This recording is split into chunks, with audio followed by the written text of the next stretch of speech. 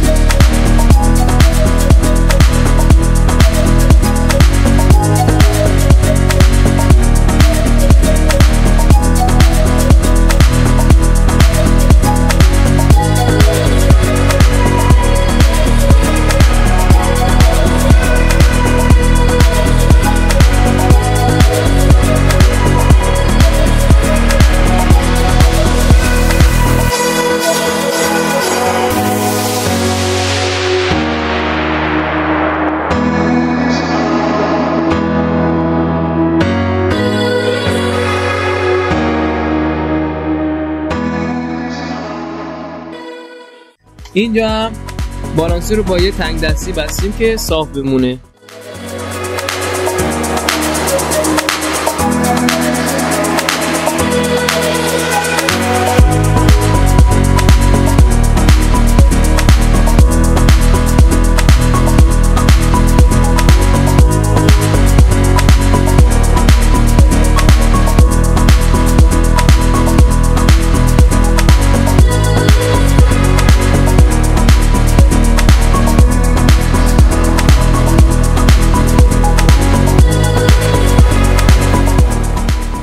تو زاویه نگاه کنید، حالا فنرش داخله. اینجا پیستون توان میشینه که قبلا نشون دادم.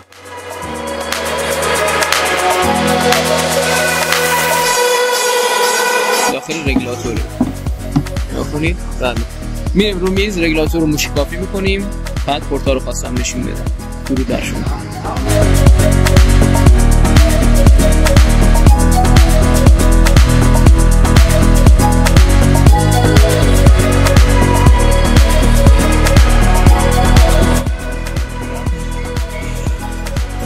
یه پایلوت میاد توی این سوراخ، از طریق مغزی میاد به این سوراخ، اسپول منو هول میده پایین. اسپول که هول بده پایین پی بسته میشه.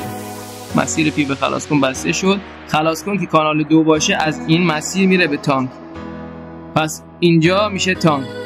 این مسیر اینجا از این بغل میشه تانک. پیستون سرو میره تو زاویه.